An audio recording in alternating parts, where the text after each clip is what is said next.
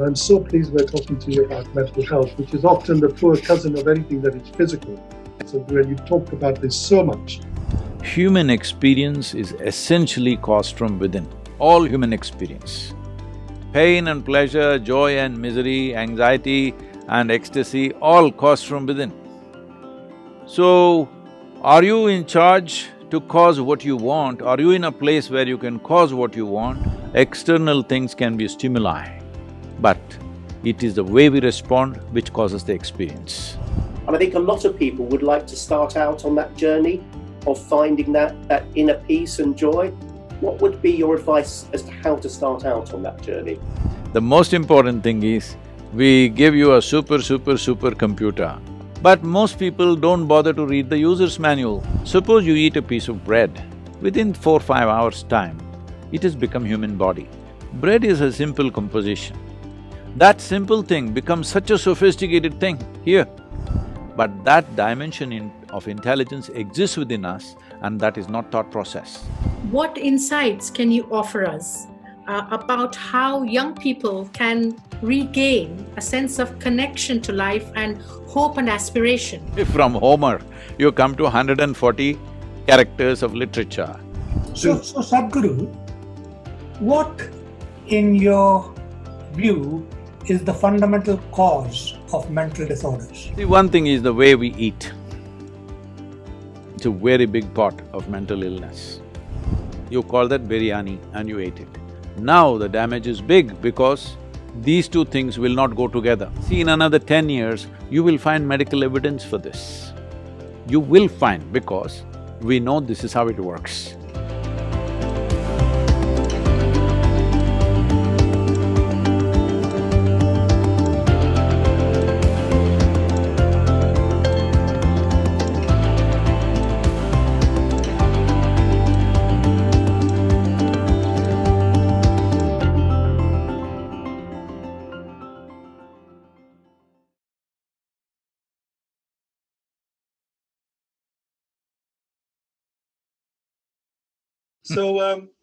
Well, it's lovely to see you again, Sadhguru. So hopefully we will have the pleasure of meeting you in person one day.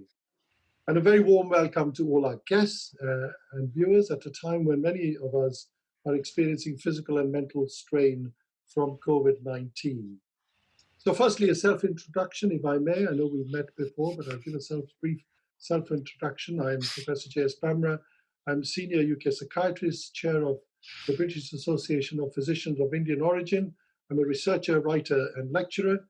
I'm born in Tanzania. I did my medicine at Patiala Medical College in India, and now Manchester has been my home for nearly 40 years. Now, Sadhguru, I'm going to make the analogy today of a ship. So I'm the captain of the ship. It's called the HMS Sadhguru. On board, we have Sadhguru. Don't crash it, huh? No, this is not the time. This is HMS Sadhguru is plain sailing. That's why we're all on board with you.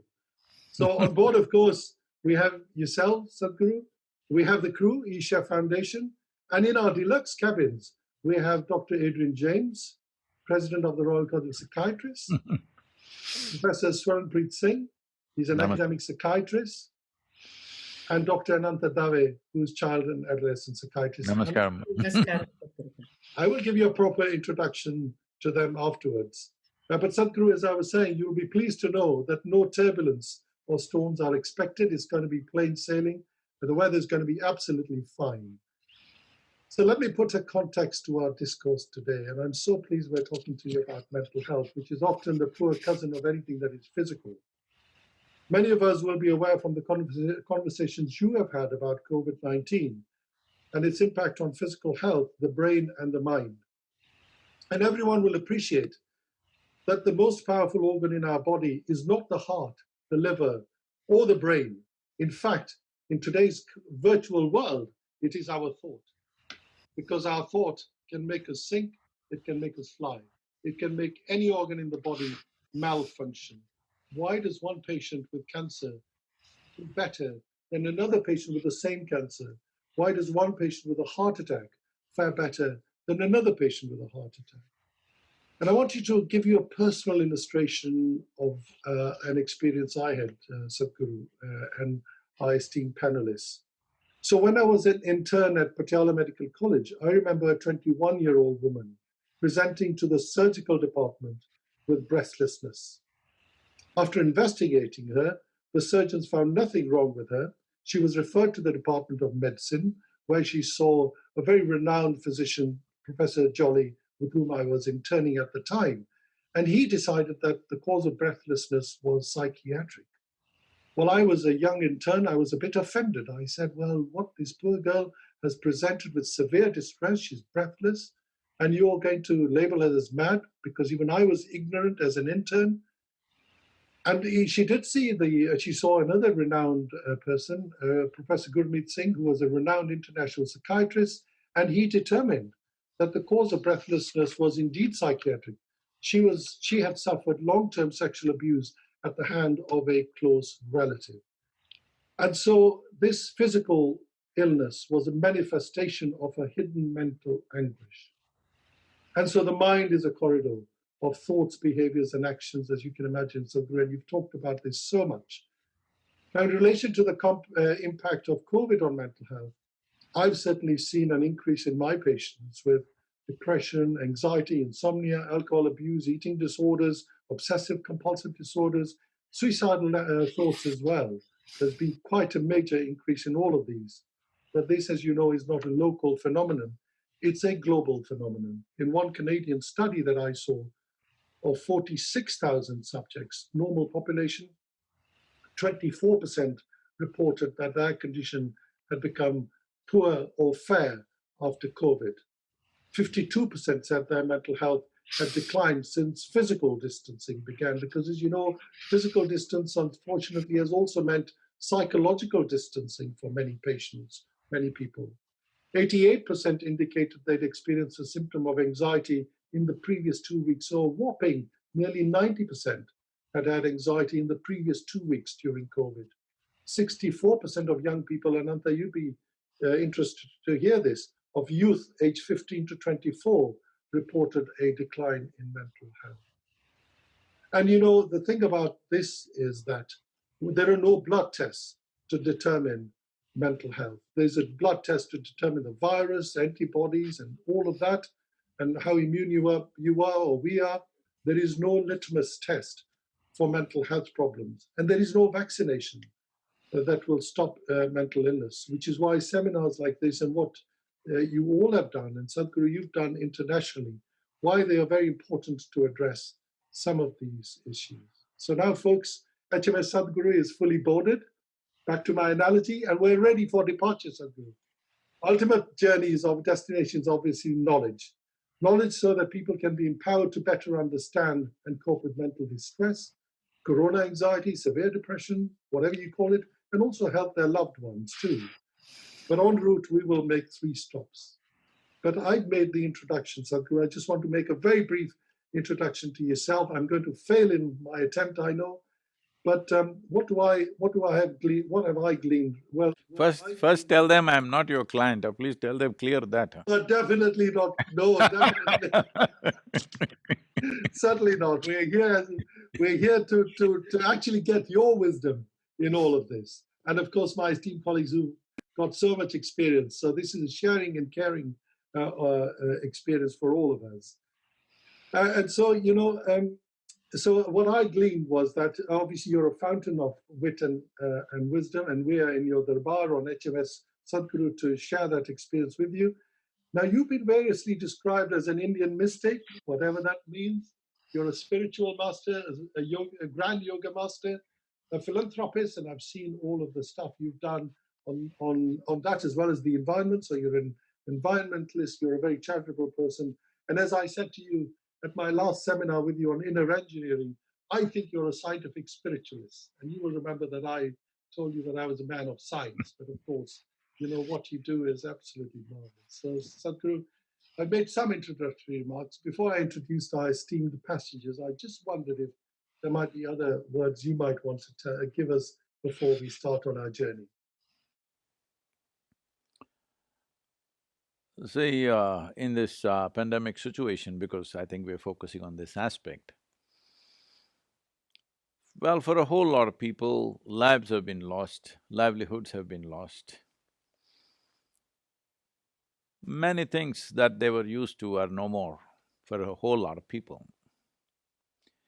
But one important thing which could be causing mental distress is not the loss of these things, mainly because they have more time with themselves. They just don't know how to deal with themselves. Essentially, in many ways, I know this may be a little insulting for people who are suffering at a certain level, but when they come out of it, they can see this, that all our mental problems on one level, I'm not saying this the entirety, on one level, it's our inability to handle our own intelligence. If we had half the brain that we have, we would be fine.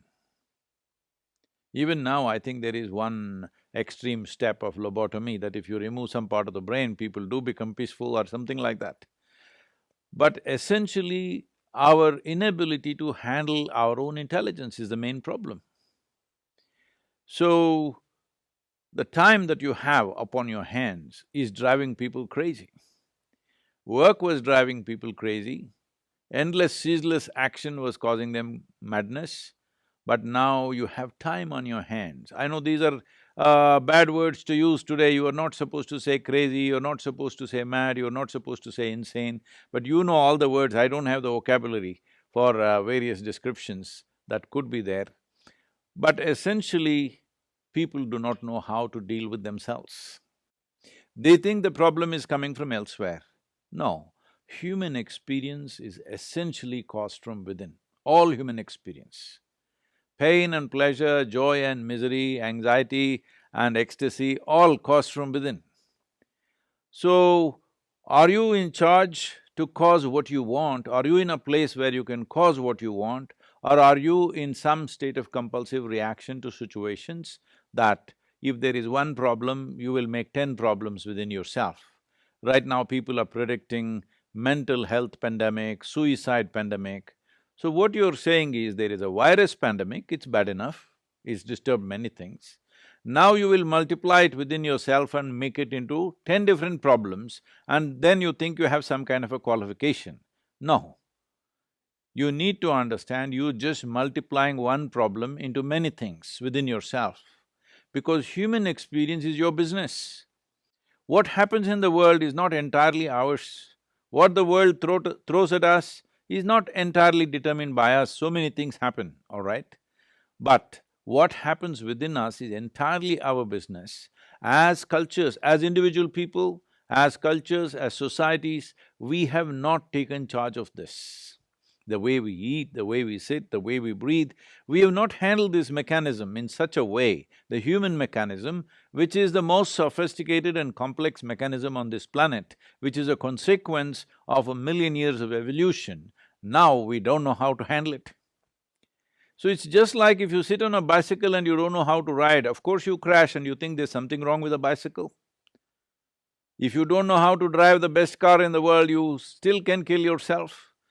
So does not mean there's something wrong with the automobile. Similarly, there is nothing wrong with this, it's just that this is a kind of a chemical soup. Now, are you a great cook or a lousy cook? That's a question. I'm a bad cook. No, that's not good for your profession. You should not be saying, I'm talking about this soup. I know, that soup, absolutely, the chemical soup. Well, I can see the analogy, and I can see why self-control is so important. So, this is not something that today, because there is pandemic, you can take charge of yourself. This has to become the culture from an early age. Right now, you're seeing this everywhere, just anywhere you see, even in advertisements, the commercials that come for a few seconds, definitely in the movies, and I'm sure it is so in the television shows. How do you deal with something that you don't like? Well, if you find somebody who is weaker than you, punch their face into pulp.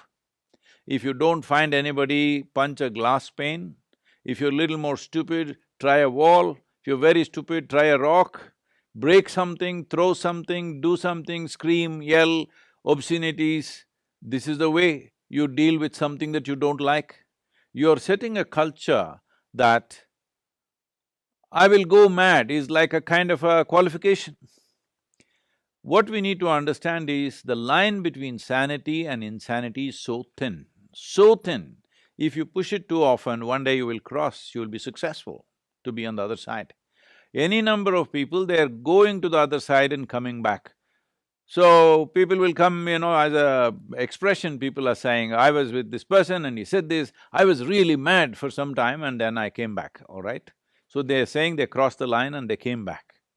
Well, if you cross the line too often, one day you won't be able to come back, then they will have to come to you or get admitted to the institutions, all these things. But a whole lot of people in every society are doing this every day. They think it's their right to cross the line and come back. If you cross the line too often, one day it may not let you back. That is very much a possibility, because life within you understands, the intelligence within you understands you want to be on the other side. This may sound like a very unfair judgment for those who are suffering mental ailments. Well, there are pathological situations, there are genetic situations, I know this. But there is a way to go beyond all that. This is why a human being is capable of being conscious. That's why we call you a being. We do not refer to any other creature on this planet as a being, because only this creature is supposed to know how to be. If you know how to be, would you be sane or insane? That's a big question. It's a very obvious answer. If you know how to be, you would be in the highest level of pleasantness, not in highest level of unpleasantness. So, this has not been taken charge of. We are treating it like some external things are causing our experience. No, external things can be stimuli, but it is the way we respond which causes the experience. It's really profound. Thank you very much. Thank you. So I'm going to introduce. So we've arrived now at Port James, and at Port James we have Dr. Adrian James, and I'm going to give you an introduction to Adrian. Adrian is our president. He's the president for all three of us. He's the president of the Royal College of Psychiatrists. Adrian is profound in terms of his influence in psychiatry in the UK and beyond. He's founding chair of the School of Psychiatry at Peninsula Deanery. He was previously the chair of Westminster Parliamentary Liaison Committee for the Royal College of Psychiatrists, something that he did for 5 years, where he was in charge of parliamentary liaison, lobbying ministers and attending party conferences. I'm sure you had lots of fun too, but he says it was initially horrifying. The only pleasure he got was the chance meeting that he could have with his wife, Sarah Wollaston, who's also a friend of mine, who was an MP at the time. And she's a GP too. So Adrian was clinical director for mental health, dementia and neurology. He worked for NHS England Southwest, and he has chaired a number of review groups such as on care systems, cannabis, prevent and learning from deaths. He set up the Workforce Wellbeing Committee at the Royal College of Psychiatrists, and this remains his passion even during his presidentship. So Adrian would like to have a discourse with you, Sadhguru. Namaskaram. Namaskaram. Thank you for giving up your time and for giving us the benefit of your wisdom. And in my experience as a psychiatrist for 35 years, people often say, well, what's the cause of mental illness? And I guess, I think there are three causes. There are people who have terrible life experiences. We sometimes refer to them as the social determinants of mental illness. And they've been put in a situation through no fault of their own and developed an illness. As you said, Sadhguru, there are some people where it's genetically programmed into them that they will develop a mental illness. But there are issues around well-being. And as you said, that COVID has had a dramatic effect on the whole world, and it had caused terrible suffering. And but it has also given us all an opportunity to stop and think about our lives, and it's a time for renewal. And as you said, many of us, we're not used to stopping and reflecting. We just carry on living the lives we've always lived, chasing things that quite often don't bring us happiness. and not actually standing back and thinking. And I would really like to hear from you about what your advice is to the majority of people who don't create that sort of time and space as you do, who are amateurs in this area, how they can use yogic thinking to renew themselves and think about what their lives are really going to be when COVID is finished. This is such an opportunity for the whole world. Erin, if I say something which is abrasive, please pardon me, because so it's like this. I know the part of the world that you come from, human thought is considered to be the paramount thing that a man or a woman can do. As human beings can do, thought is the highest possibility. But let's look at thought. Your thought is a consequence of whatever data you have gathered through various experiences of life. Am I correct? It's like data is constantly being absorbed by our five senses, by seeing, hearing, smelling, tasting, touching. In these five major ways, we are acquiring data all the time. From this data, we are generating thought. Well, somebody may have simplistic thoughts out of it, somebody may produce permutations and combinations of whatever data they have, which looks complex and sophisticated, but essentially it is only recycling of the existing data that we have. So in the yogic culture, we do not give any significance to what you think or what anybody thinks, because it's just recycling of something that is already there with you. You will have no new territory coming under you with thought. It is just newer and newer possibilities of mixtures, newer and newer cocktails you can make out of it, but it is the same thing. So, thought is not of any consequence in the yogic way of looking at life. So one thing that we want to do with… See, there are two kinds of dramas going on within the human beings, which cause enormous suffering to people. One is physiological drama, another is psychological drama. The two are related, of course, but they are happening almost like separate dramas, but actually they are one drama playing out to be two dramas. It's called double acting. They're the same stuff, because the chemistry of the body definitely determines how you think, how you feel and how you express yourself, everything. So, what happens in the body happens in the mind, what happens in the mind happens in the body, that all of you know better than me. So, leaving that aside, essentially, it is a drama of physiology and psychology. What you consider as my physiology and what you consider as my psychological framework, both of them are something that you acquired over a period of time. You were not born this way. You came just this much, now you have become a full-grown person. This has happened over a period of time. Coming from a society where there is such a complexity of food in India, you have largely lived in England, so I will just assume, this is just a joke, okay? I will just assume that you are fully made of fish and chips, head to toe. So all the food that we ate has become this body. The food that we eat is just the soil that we walk upon. Or in other words, we just gathered a piece of planet for ourselves, for our use, for a period of time. When the time comes, we have to shed it anyway. So what we have acquired, what we have accumulated, can never be us or me. What I have gathered cannot be me. I cannot say, this cup is me. I can say, this cup is mine. I cannot say, this is me. So similarly, you can say, this is my body, this is my thought, that's how we speak. But actually in your experience, you are the body, you are the thought, isn't it? There's no distinction. This is the fundamental problem. If every moment of your life, if you are conscious that you're able to hold the body little away from you, you're able to hold your psychological framework little away from you, then you could use the mind and you could use the body whichever way you want, but it would not cause any suffering to you. Essentially, there are only two kinds of sufferings which human beings go through: physical suffering and mental suffering. Physical suffering is still a minuscule in modern society compared to mental suffering, because when an injury happens, when a physical ailment happens, somebody poked you, somebody shot at you, these are rare things. It's happening unfortunately, but it doesn't happen to most of the people on the planet. Physical pain is very little.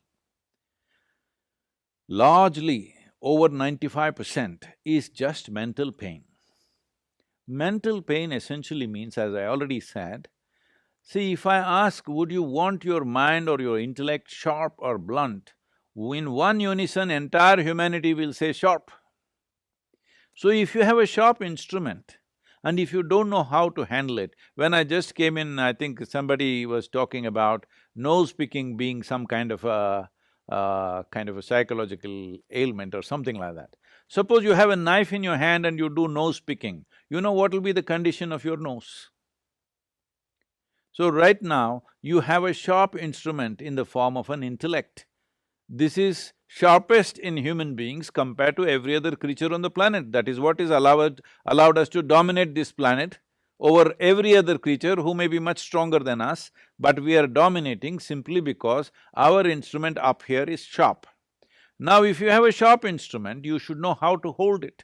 If you do not know which side is handle, which side is blade, whichever way you hold it, you will cause harm to yourself. Right now, that's all that's happened.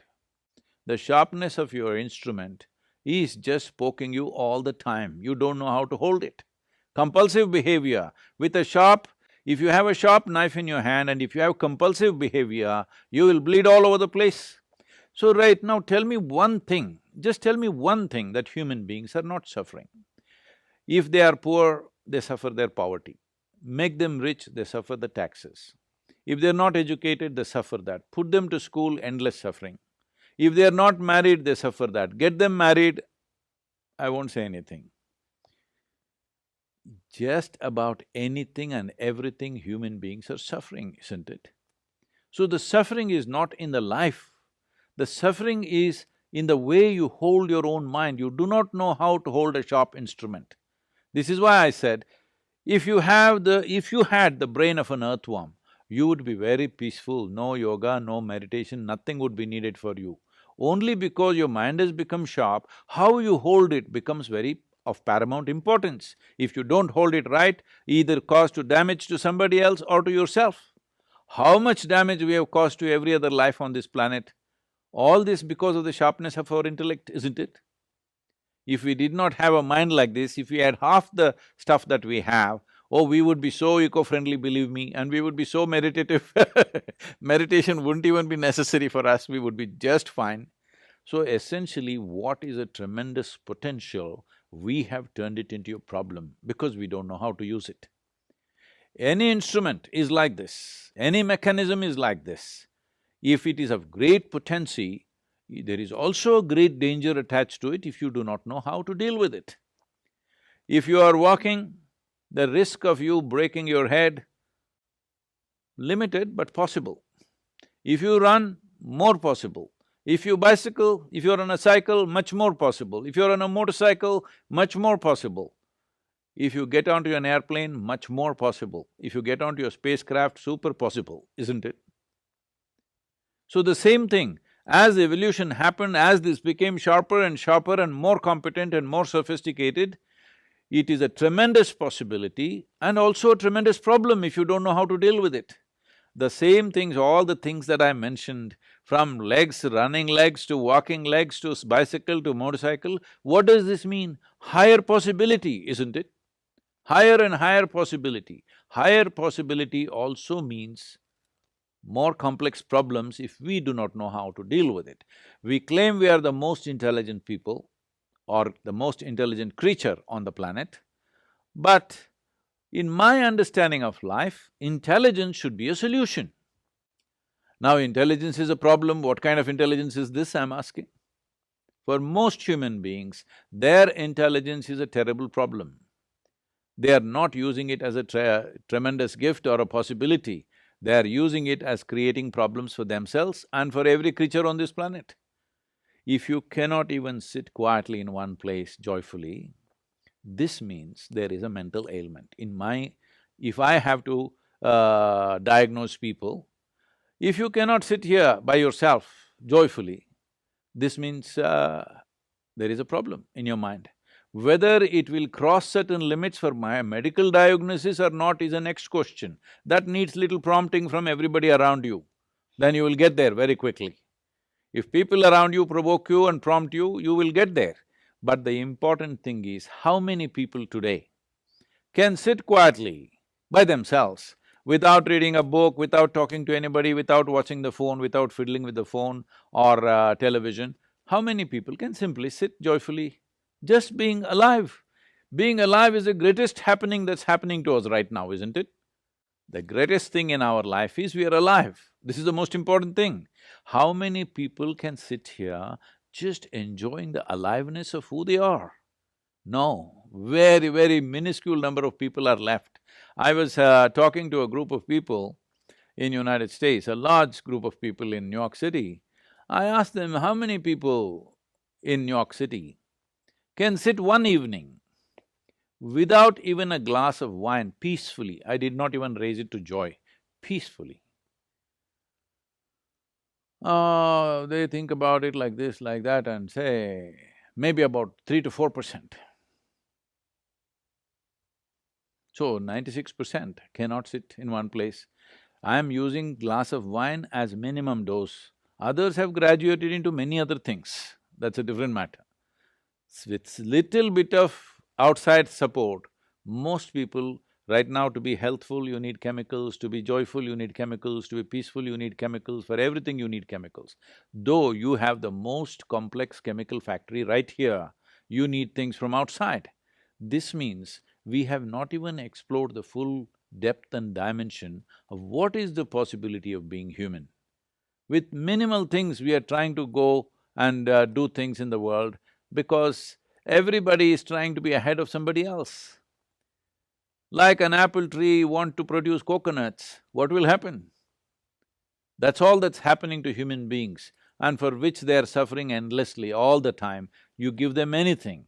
See, most people who are suffering their jobs. For example, certain surveys in United States says 70% of the US population hate their jobs, not dislike, hate their jobs, 70%. That's why, thank God, it's Friday. And the next 2 days, they are overdosed. Now, you don't have a job, at least you must be walking joyfully, isn't it? Whole lot of you don't have a job, you should be very joyful, isn't it? No, no, no. Now they will suffer that there is no job. If there is a job, they will suffer that. If there is no job, they will suffer that.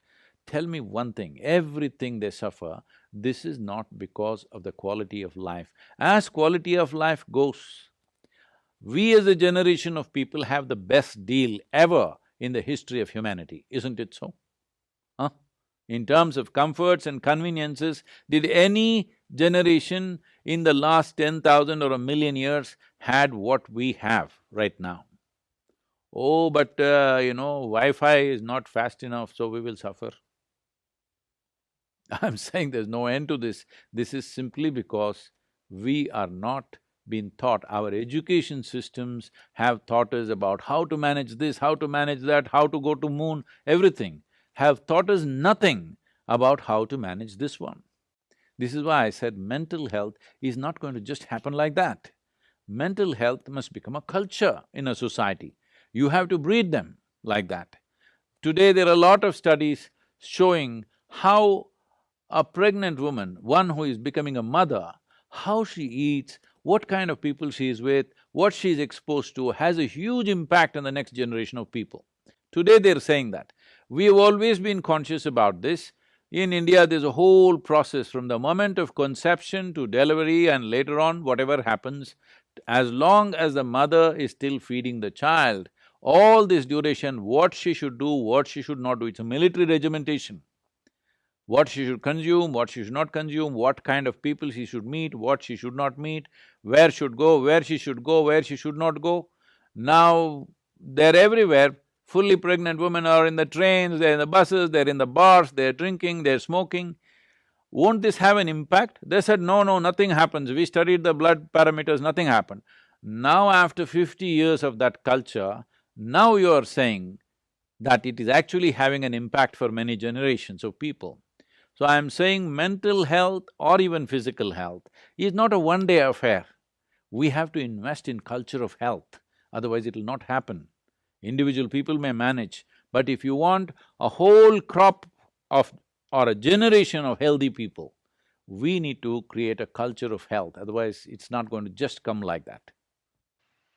So those are really fantastic observations, and I would agree. And but if the mind is the most complex instrument, when you get a new instrument, you often get sort of the long guide, the instructions, but you often get a quick start guide as well. And I think a lot of people would like to start out on that journey of finding that inner peace and joy. What would be your advice as to how to start out on that journey? Well, you came to the point. The most important thing is, we give you a super computer, because every supercomputer you produce is just a drop out of this, all right? But most people don't bother to read the user's manual. They think they can just blunder through it somehow.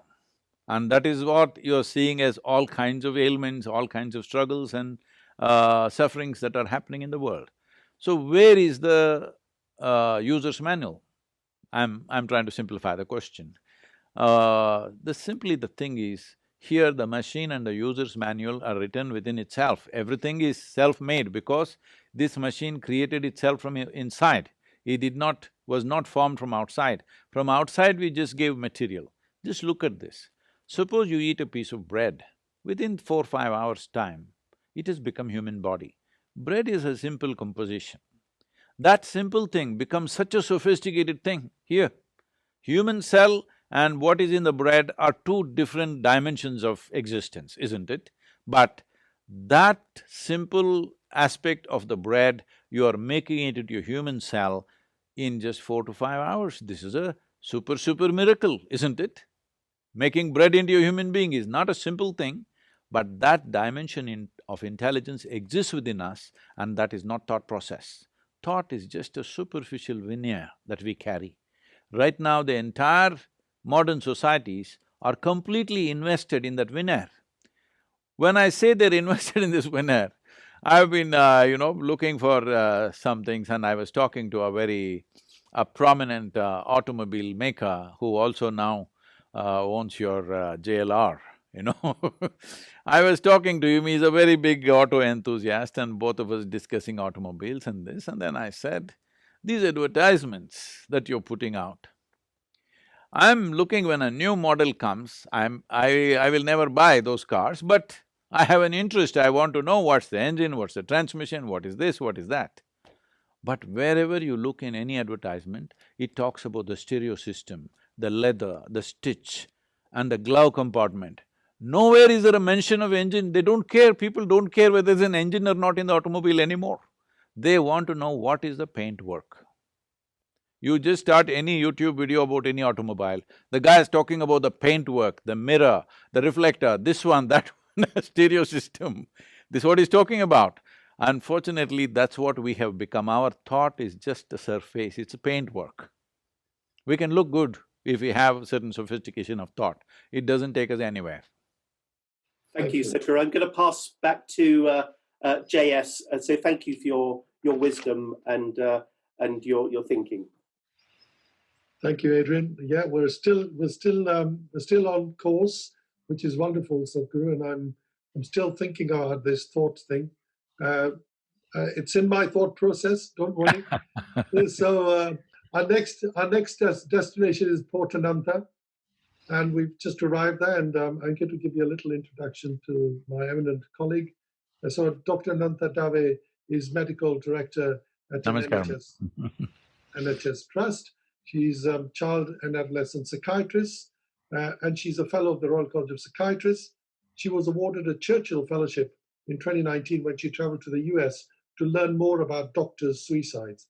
And that interest has taken her to become the trustee of a very good charity called Doctors in Distress, which tries to improve the mental health and well-being in doctors, because as you can imagine, doctors are not immune from this at all. She has a number of accolades. She's an avid undergraduate and postgraduate teacher, and she holds a master's degree in medical ethics and law. She is the first female president of British Indian Psychiatric Association, and she has co-authored and chaired a report on the impact of COVID-19 on BAME people for the Royal College of Psychiatrists. So, Anantha, I'm going to ask you to have your discourse, please, with Sadhguru. Thank you, JS, for that very generous introduction. And namaskaram, Sadhguru Garu.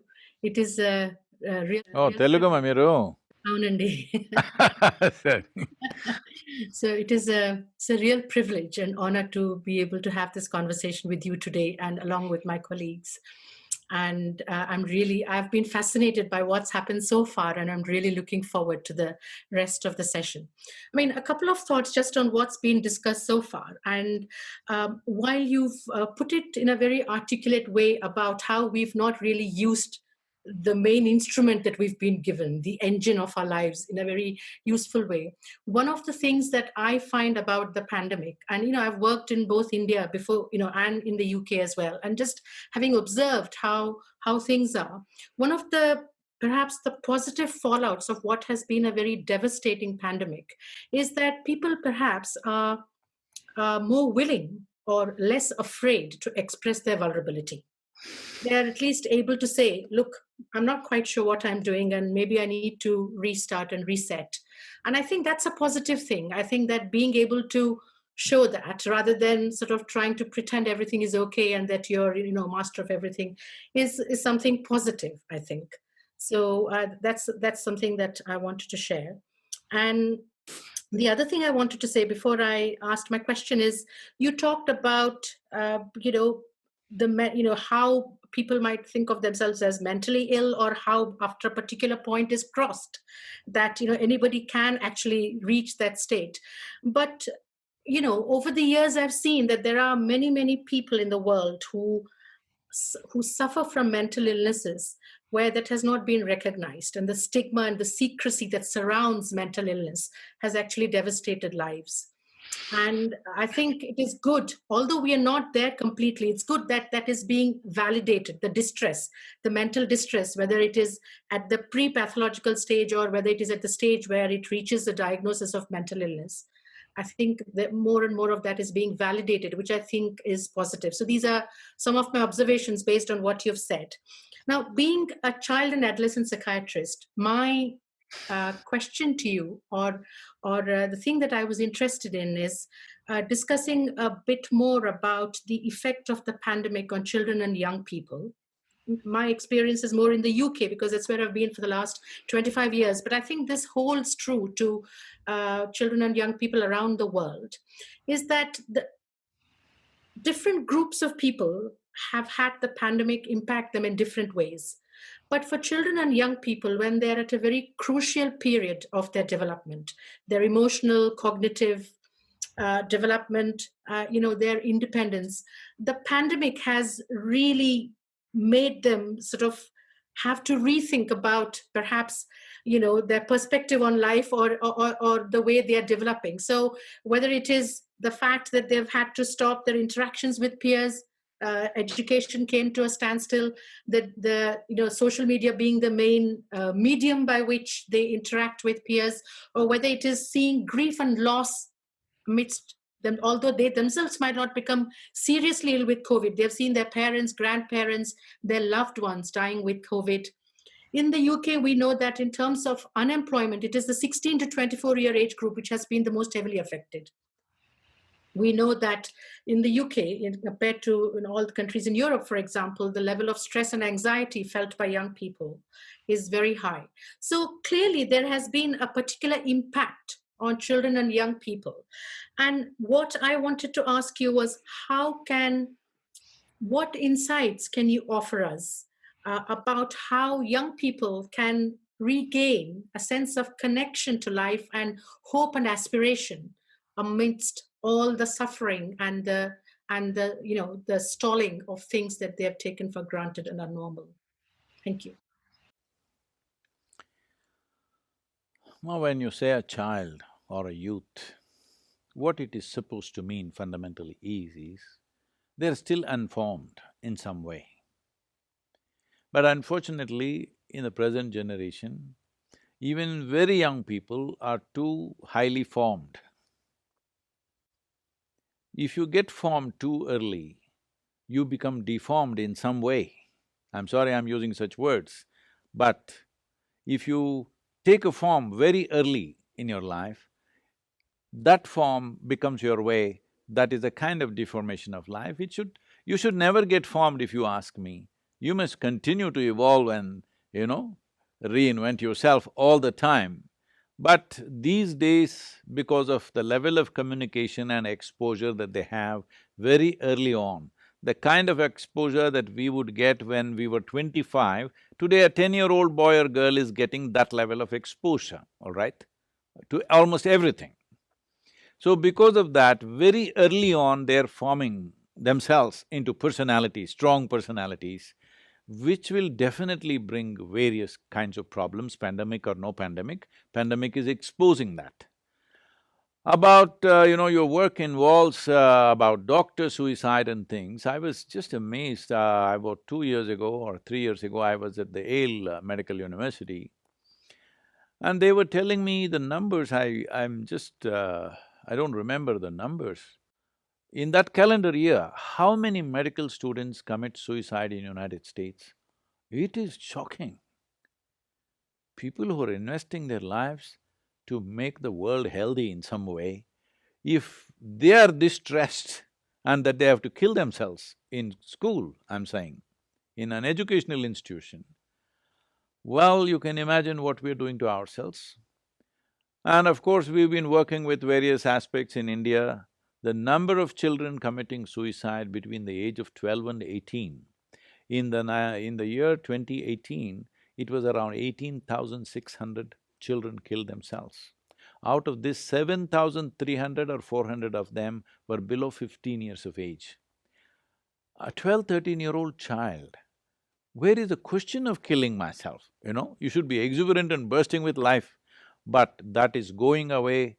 This is something, if we don't watch this now, if we don't really take care of this now as a generation, as a individual societies, or the price that we will pay will be extremely big. And as your statistics in UK also showing between 16 to 24, the level of propensity to cause damage to themselves, to physically harm themselves is increasing. Physical harm is a suicide in installments, all right? You want to kill yourself, instead you don't have the determination to go all the way, so you're causing harm to yourself, creating pain, creating damage to the body. This is… you're trying to do it in installments. Well, all this is happening. I feel it's not pandemic.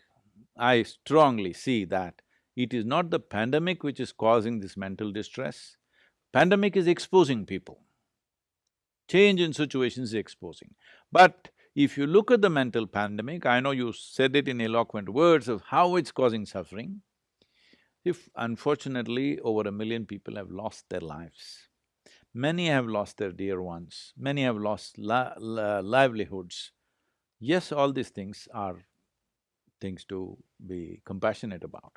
But we must understand, compared to what previous generations have faced. For example, you're in London, is it, Ananta? I'm actually near Birmingham. Okay. Even Birmingham was bombed in World War II, but London was flattened, all right?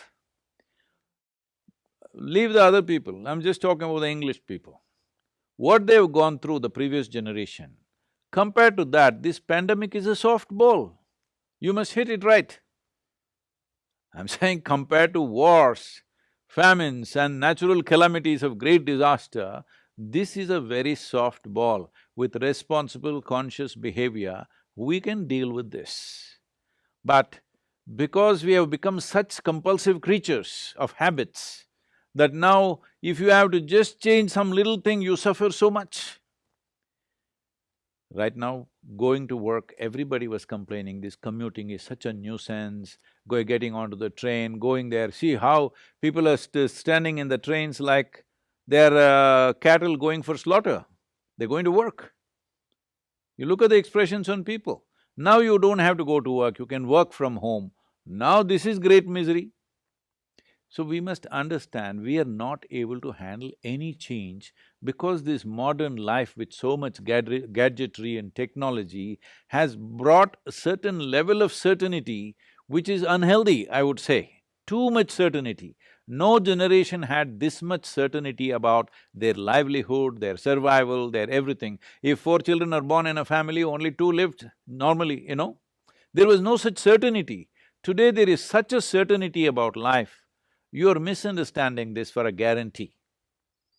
Instead of appreciating it and enjoying that certainty, right now people are thinking technology or something else has given them a guarantee of life. There's no guarantee of life, all right?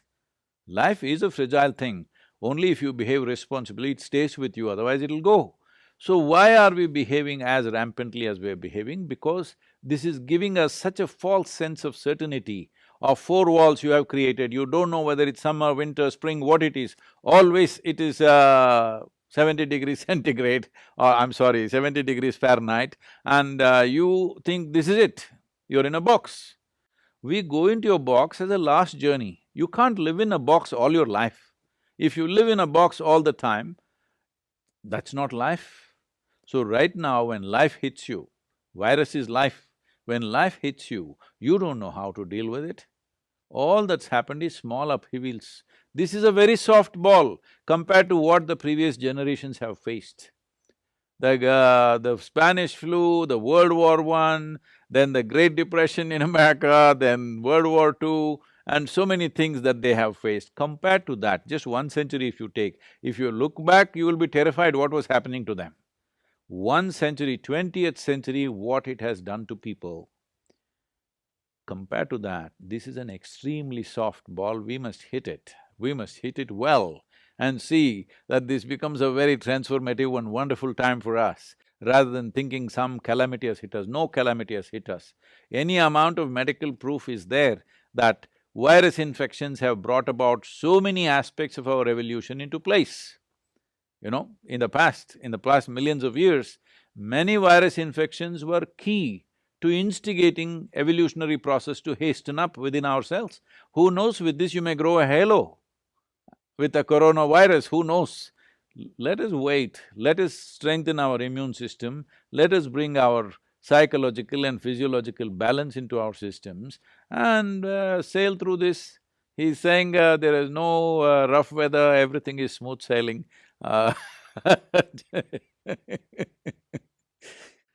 It is still smooth sailing. Ananta, did you want to just do a quick follow-up? Yes, I mean, and that's very helpful, Sadhguru, thank you. And I think, in terms of giving young people, youth, that sense of hope and putting things in perspective and asking them to sort of, slow their expectations down is good. What would you be saying to people, for many people who might be facing some immediate, whether it is poverty, hunger, whatever it is, some immediate needs, basic needs, which are not being fulfilled, what would you say to them? What would you do to them in order to give them that strength and hope that they can get beyond this, and there is, their particular attitude or way of life can help them, bear these indignities? What would you say to maybe young people, but also families? Thank you. See, there are two things kind of woven together in this question about indignities that one may have to suffer and hunger. These are two different things. Hunger is a physiological, fundamental thing, all right? So if societies or groups of people or individual people are going into hunger state, starvation states, that's a different matter. That has to be dealt on a war footing. But we must also understand, never before in the history of humanity was food and survival as organized as it is today. Never before. Still there are places in the world where people are genuinely hungry. Genuinely hungry means they're starving, malnourishment is happening. to some 20–25% of the people still going through that. But those people generally live on the land or in the forest. So their lives have not changed in any way because of the pandemic, okay? It is happening the way it's happening, their food, their nourishment as it was, it is at the same level. Probably a whole lot of things have gone little better in many places where I have noticed. This is a very negative thing to say right now because everybody like to be told, oh, we are all suffering, we are all suffering. But in developed societies, let's say in UK or United States or whatever, these are not countries where you need to go hungry. If you're going hungry because you have specific choices as to how your stomach should get full, all right? You are going… see, right now, people are begging on the street. At least they're honest these days in America, at least they're honest. They say, give me $2, I need a beer. It's honest. Whether you want to give him or not is another matter. So there is hunger and there is a lifestyle. These are two different things. Lifestyles are disrupted. Life is not disrupted, let's understand this. Life is not about lifestyles, life is about life. As life, unfortunately, certain number of people have died. People have lost their dear ones. Above all, they've not been able to tend to them in their last moments, which is the most painful thing. But lifestyle getting disturbed is not a bad thing. Not a bad thing. Ecologically, it is definitely not a bad thing. Even economically, it's not a bad thing. It is good that once in a way lifestyles get disrupted because that disruption will bring various new possibilities and new thinking and new avenues as to how we should conduct our life. So lifestyles are being disrupted, and if you interpret that as an indignity of life, well, I'm telling you, you're talking about young people, because they can't go to school, because they can't meet their friends, there is some problem. If I was 15 or 14 and there was no school, I would be fantastic. I don't know what's wrong with today's children. No schools, they're crying. If they declared no school for 6 months, I wish there was a pandemic when I was young. 6 months no school means that would be paradise for us. But that also they're suffering. So this is because too many structures in our mind too early. They're being formed into concrete balls too early on with excessive exposure, excessive information, excessive expression before… see, there is something called as perception and then expression. In yoga, we always say the time that you spend to perceive should be higher than the time that you spend for expression. Perception is more important than expression. But today, with the technology available, it's all expression, no perception. So you will grow up as bloody fools, I'm saying, without any profoundness to your life. Just sending emojis, you think you're writing literature? From Shakespeare, from John Keats, where have you come? Emoji language, is it? I'm asking you, English language has become all sign language. So, this has to stop. If virus is going to stop this, it's great because to create languages, it has taken 1,000 years. Language doesn't happen like that. And language, according to today's neurological thing, we've always known this, that language is one of the significant parts of human brain development, all right? How many languages you can speak shows in many ways how complex your activity has become, cerebral activity has become. So, today we are taking it back with technology. Right now, if pandemic is going to reverse that, I'm very glad that it's happening. I'm very glad. Maybe they're reading little more than before rather than texting or doing something else. So, 140 words or 140 characters has become the character of the literature of today. Okay, from Homer, you come to 140 characters of literature. This is something we need to look at. If virus is disrupting that, I'm very glad it's disrupting that. Only lifestyles are disrupted. Life we must protect. We must ensure this is a fundamental responsibility, young or old. You must make sure as long as this virus lasts, however long it lasts, you must stay alive. This is your fundamental responsibility. And you must ensure everybody around you stays alive. If this much responsibility everybody takes, Life is fine, we may live with little less. This is what, when I said this, everybody got angry with me. I said, what is the big ruckus about the economy? What may happen to us? At the most, we may live like how we lived 10 years ago, or maybe 25 years ago. 25 years ago, believe me, life was good. Hello? We didn't have so many things that you have today, but life was just good, very good. It was great for me 25 years ago. So if it becomes like that, I don't see what you're complaining about. You'll consume less, which is what everybody is trying to talk about it like a philosophy. You didn't get the philosophy, so the virus is doing it to you, you're consuming less. It's great. So lifestyles being disrupted, I have no sympathy for that. Life being disrupted, that needs to be handled compassionately. Thank you very much, Sadhguru. Very useful and fascinating insights. I'm sorry if I'm very abrasive To have this conversation. Thank you. The bottom line is life has to be preserved. You are absolutely right. Absolutely. And the materialistic world which you've very eloquently described is something that we all need to look at. So our next, we've just arrived at the next destination, which is Harbour Swaran Singh. So Professor Swaranpreet Singh. Namaskaram. Swaran is a great friend again, but he is a renowned professor in psychiatry all over the world. He is professor of social and community psychiatry at Warwick Medical School. He is director of Centre for Mental Health and Wellbeing Research at his university and associate medical director at a local NHS trust. He is director of NIHR Warwick, India, Canada Group for Improving Psychosis Outcomes at the National Institute of Health Research, and an adjunct professor at the Faculty of Medicine in Denmark. For a long time, nearly 6 years, he was the Commissioner for Equality and Health Rights Commission mandated by the UK Parliament. He's published extensively, Sadhguru, on culture, on ethnicity, mental health, onset and outcomes of early psychosis. In fact, he's been a pioneer in early intervention in children and young adults who become psychotic, and he's an expert on mental health law and medical education.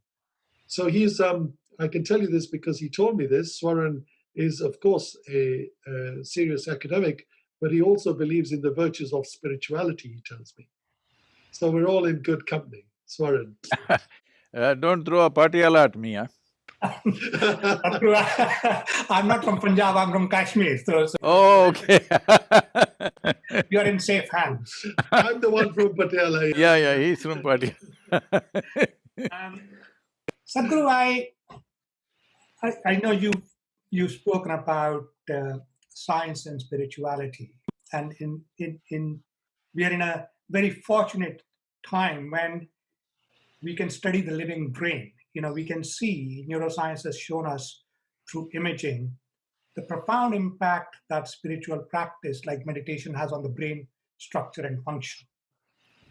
In hard sciences like physics, in quantum physics, we're understanding the observer phenomenon. You know, ultimately, some people argue that you can reduce the universe to consciousness. Consciousness is the ultimate essence of the universe, the yogi concept of Brahman being the tattva of Brahman. So sciences and spirituality are coming close together at one level, but at another level, people see them as polar, as separate. You're either a hardcore empirical scientist or you're a spiritualist. Where I see it, or where we see it at that conflict, is with people who suffer from serious mental illnesses. Now, I've heard you describe mental illness as a product of not being able to be the observer, detached from mental phenomena. That is true. But once somebody is seriously mentally ill, they need biomedical care, including medication. What we find all around the world is people with serious mental illnesses sometimes seeking only spiritual care, and then ending up not treated for their serious mental disorders. And we know that in serious mental disorders like schizophrenia, the earlier you treat someone, the better are the chances of subsequent recovery. So, with your broad understanding of both science and spirituality, and I presume you see that they are just two different ways of looking at the same thing, what could leaders like you do to help people with serious mental illnesses seek the treatment that they so badly need, so that it doesn't become, it's either spirituality or biomedical care? See, the problem with people is whatever they touch, they get stuck to that. What I mean by that is, whatever they get involved with, they get identified with it. You become a scientific researcher or you become a spiritualist or something else. What is needed is an open-ended approach to life. Right now, you need some support in the form of maybe a conducive atmosphere or maybe chemical support from outside, whatever else you may need, therapies and stuff. If you don't do that, it is just like a child is anyway going to become a man or a woman. But will it just happen if you just throw him on the street?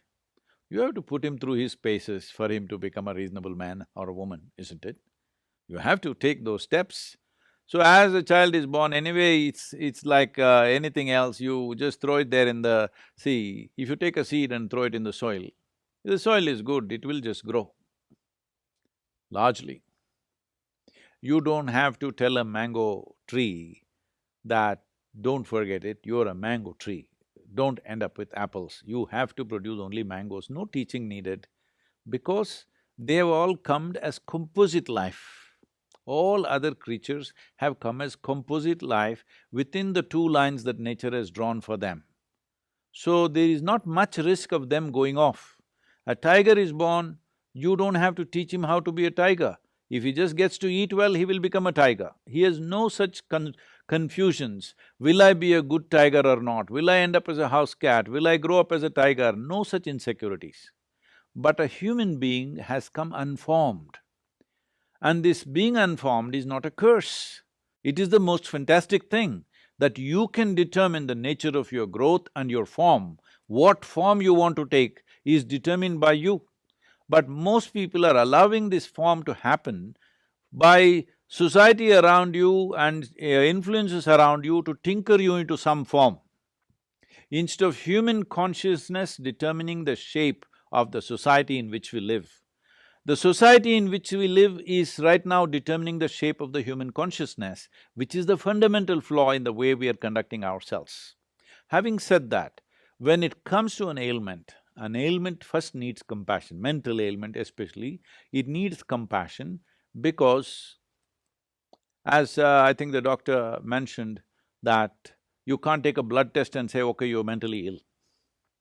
Maybe there's some things which are visible these days, but largely it is not like you can take your blood test and say your liver is not functioning properly. You cannot say that. So, there is no proof. In America, there is a way of expressing this, are you just crazy or are you crazy, you know? Just crazy means you're crazy in a nice way, you're crazy about something. It is nice experience, you're just crazy. If you're crazy means you need treatment. So, the thing is, what is sanity, what is insanity is such a thin line. A whole lot of times, people around you, people who work with you, people who live with you, many times you think they're crazy, isn't it? But they're just crazy, they're not crazy. So why I'm trying to make this distinction in a crude way is because it's that crude in the world outside. When somebody behaves little out of control, we do not know whether they're doing it out of their irresponsibility or something else is compelling them to do it that way, you know? You do not know. One moment it looks like they're really ill. If you reached out with compassion, they suddenly take advantage of that and start doing other things to you. Then you push them back. This is a struggle, I'm sure you've seen this with your patients all the time. you cannot really make out absolutely when are they really sick, when are they making it up, when are they playing it to their advantage, you know? You cannot make a distinction. With physiological ailments, you can clearly say, this is it, this is what is happening. Even if the person pretends to be pain, doctor will say, no, he doesn't have enough pain, his threshold may be low, he's just acting up, whatever, because it's all indicative, largely. But mental suffering is not like that. We do not know exactly what's happening because it's a complex mechanism like that. There is no one single or absolute parameter to say, yes, this is happening, yes, this is not happening. It is, I'm sorry to say this, in whatever kind of psychiatry we are in, there is a little bit of evidence, there's a little bit of guesswork, there's a little bit of arriving at certain conclusions, all these things are involved. Otherwise, you cannot handle human mind because there are no absolute lines, this is it, there is no such thing.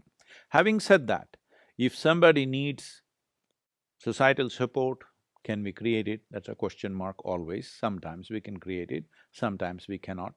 A whole lot of them would come out with proper loving nurture around them, whole lot of them. But that nurture is not practical most of the time, because when a person behaves irresponsibly or rather unreasonably, how many people around them are sane enough to provide a very loving nurture?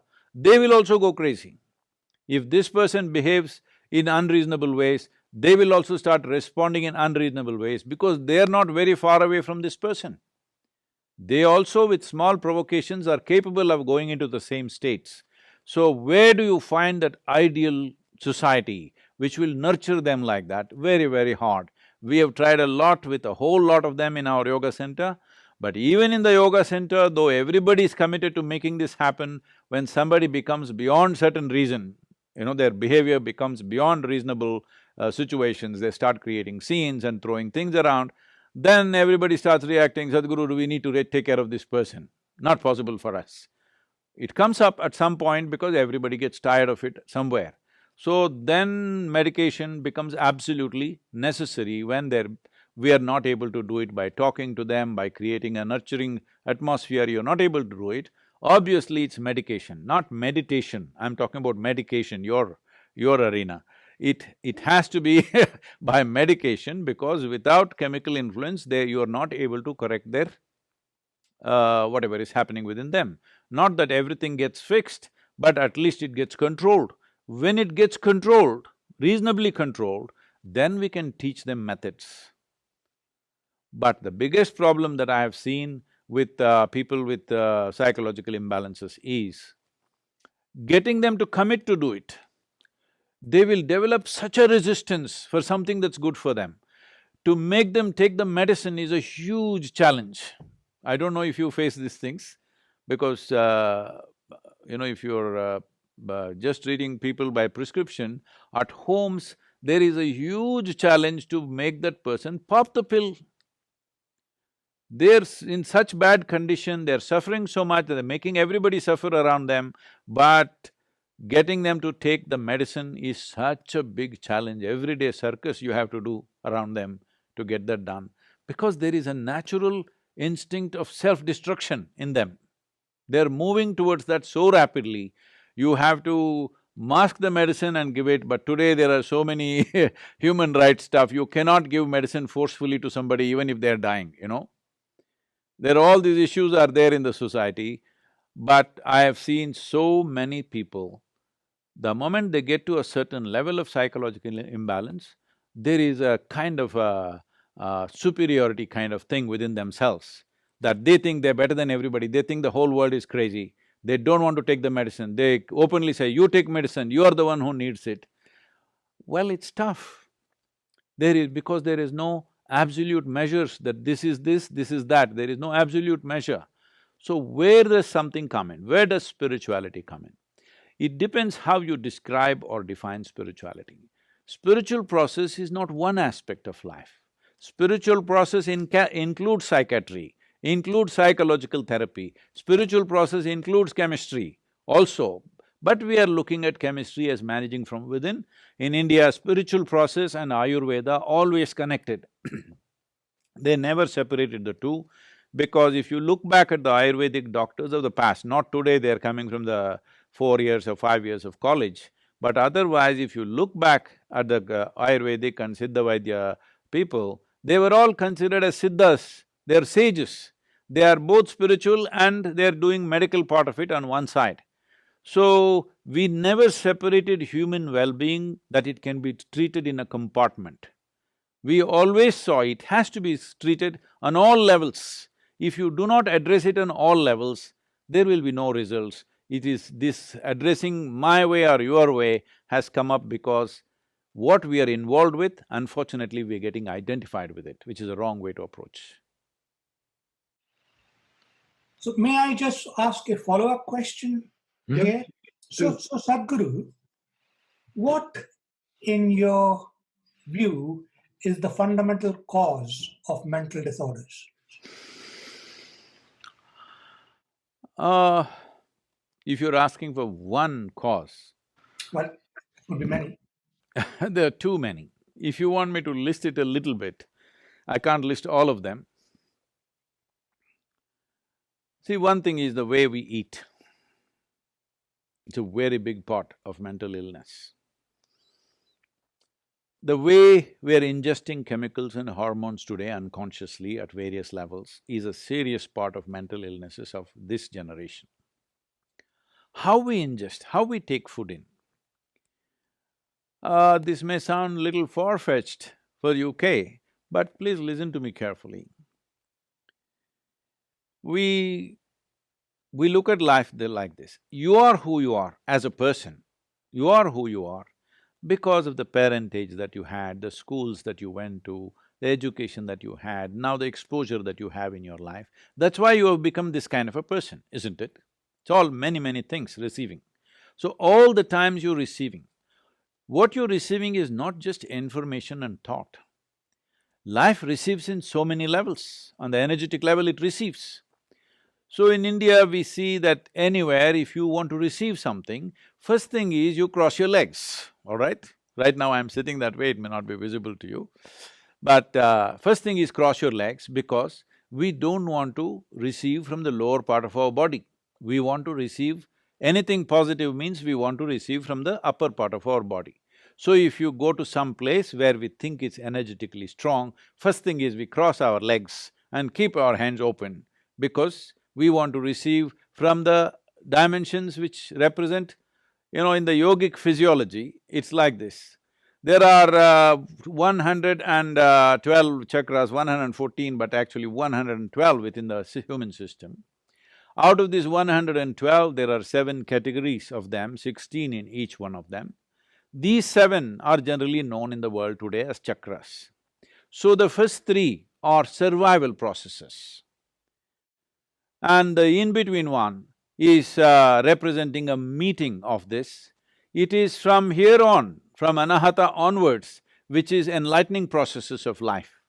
That dimension of life may not open up for most human beings, but at the same time, though there is no specific practice or intention within them, just by education, just by focus, just by attitude, you might have become, every human being is evolving themselves at their own pace.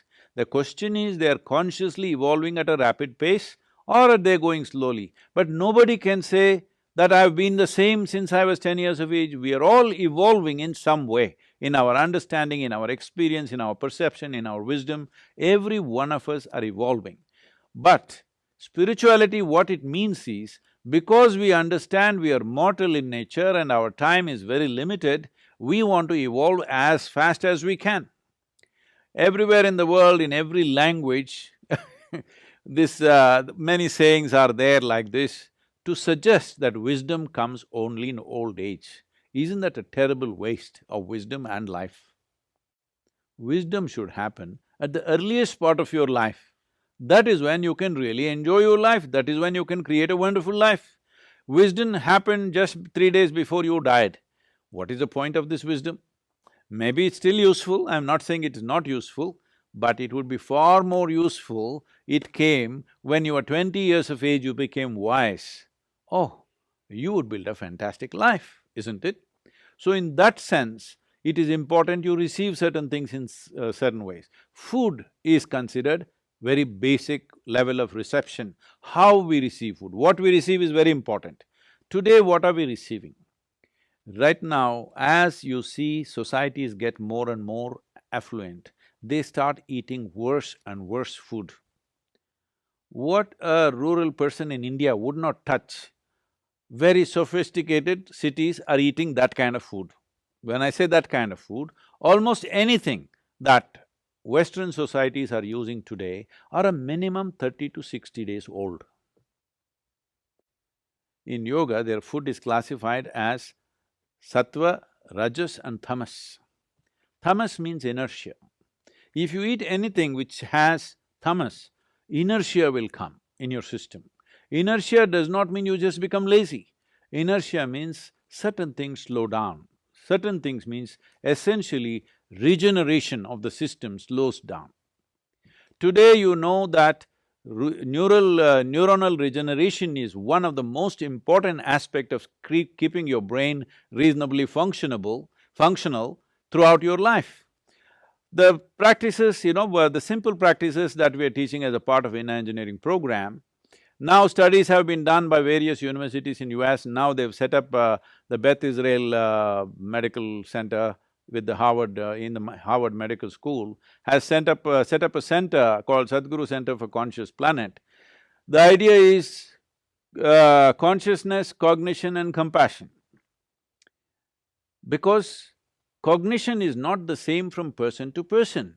Why is it so?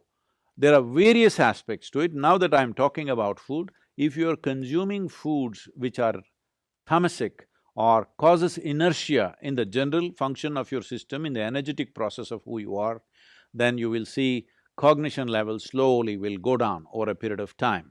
And to instigate that, because everybody understands this is why they're drinking cups and cups of Coca-Cola or coffee or alcohol or something else, because they know they need to balance that.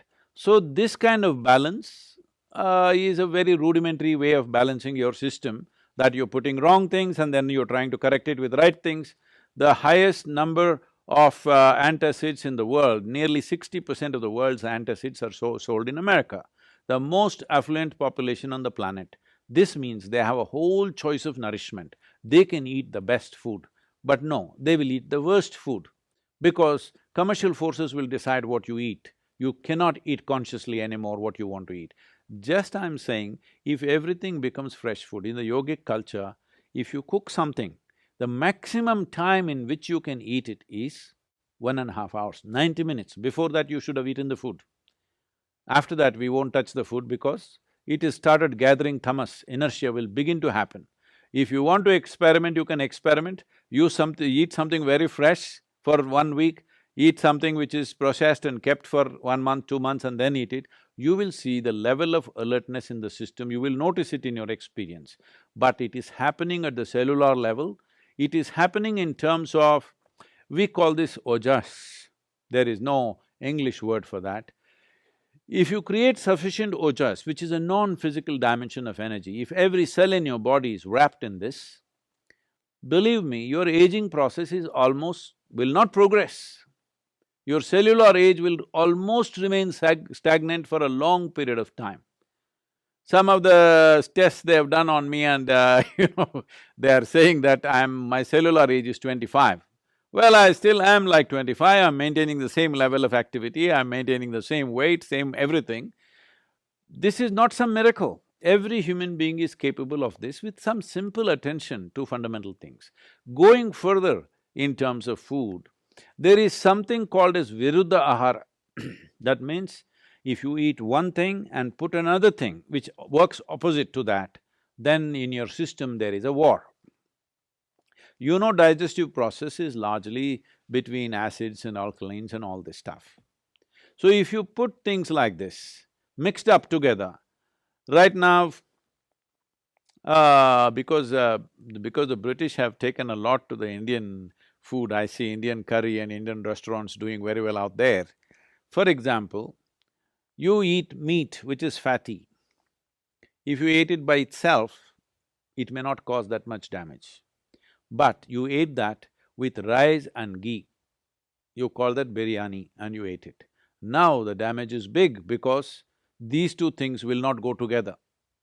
This is why any non-vegetarian food and milk-related food were never mixed, because the moment you mix it, it will go opposite to each other and you create a battle within yourself. Battle means just this: if you eat food, in the yogic culture, food should not remain in your stomach bag for more than 2.5 hours. Within 2.5 hours, it should have moved out, you must be feeling empty stomach. Hunger will not come, empty stomach will come. And that is good. We want our stomach to be always empty, because in an empty stomach, everything works well. And the colon health is something that's completely neglected today. If you do not keep your colon clean, keeping your mind in a balanced state is very, very difficult. So in Ayurveda and Siddha, first thing if you say anything, you are having sleepless nights, you are having disturbed something, mild, any kind of psychological problems, first thing is purging.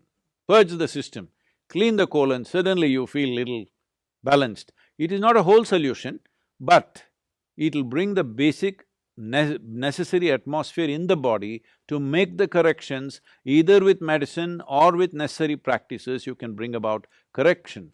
So how we eat, how our mothers ate when she had the responsibility of nurturing another life, how she ate, how she did things, all these things have significance. We are not taking care of food, we are not taking care of our practices, how we breathe, how we drink, how we do things. No. When we eat, always we want our legs to be folded, because we don't want to receive from lower level of body. People may think, oh, this is superstitious. Well, what you think is superstition, believe me, now that we have this research center going, we'll focus on these things. You will see in another 10 years, you will find medical evidence for this. You will find, because we know this is how it works. This nobody can dispute, because we know from experience this is how it works. But evidence you can find, see, somebody commits a crime, it takes 10 years to prove. Does it mean to say murder happened after 10 years? No, murder happened. There's no doubt about that. But evidence building may take time. Right now, medical sciences are going in that way, that they want to build evidence for everything that we know by experience. It is good, it gets a undisputable kind of legacy later on. That's a good thing to do, this research must happen, I'm not against that. But the important thing is to observe life the way it happens within myself, because this is the closest life that you have. In your life, this is the closest life. If you do not know what's happening here, how do you notice what's happening with somebody else? Just by external observation, by gathering data about various things and coming to conclusions. That may work sometimes, but a whole lot of time it does not work, because that's not how a human being is made. You cannot add up lungs, liver, kidney, spleen and make a human being. You cannot add up all these things and make a person either. Well, you can get one rough picture, with that you can do treatments and works. But there is no question, there is relevance to every dimension of life. How do we apply this to a person who is suffering right now? That needs a compassionate approach, not a standard approach, my way or your way. It's a very silly way to go at it, that this is the only way it can be done, because that's not how human beings are.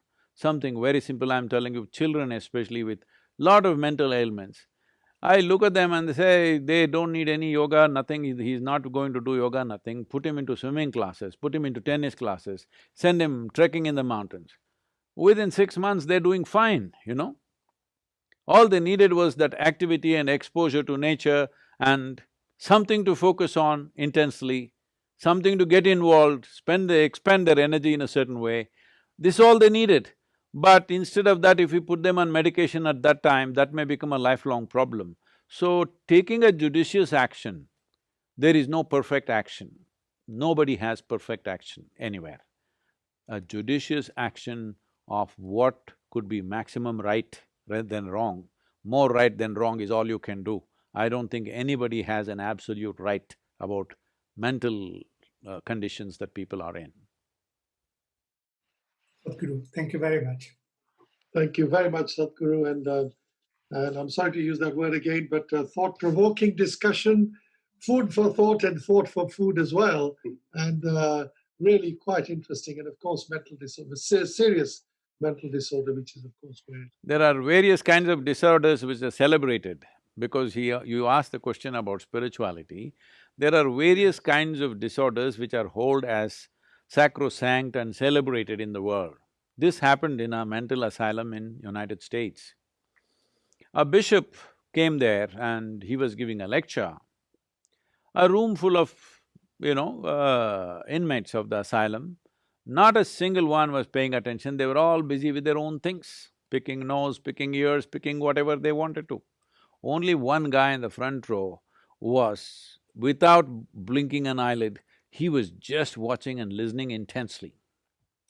Towards the end of the talk, that guy who was watching the bishop closely and listening to every word, he called the doctor who was in attendance and whispered something to him. Then the session got over, they all left. Then the bishop had a hard time speaking for 1 hour to a group of people who not one is paying attention except one person. Then he was interested and he asked the doctor, "What… that guy was the only one who was listening to me, what did he say?" So the doctor said, he asked, "How come he is out and I am in?"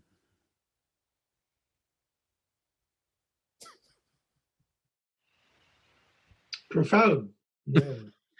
But of course, Sadhguru, of course, what you said earlier is very important, that one approach isn't what helps, it's a combination of approaches.